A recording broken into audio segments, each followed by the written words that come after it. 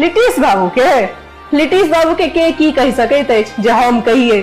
सवाल ही नहीं पैदा होता, ये कभी मत सोचिए। ओ तऽ साक्षात मगध कुमार छथि, मगध मनोहर छथि, मगध मुरली छथि, मगध श्री छथि, मगध श्रृंगार छथि, मगध महेश्वर छथि, मगध नारायण छथि, मगध ब्रह्मा छथि, मगध अवतार छथि, मगध मास्टर सेहो छथि, मगध मैजिशियन सेहो छथि, मगध मैजेस्टिक सेहो छथि। ये और की सब कहिए।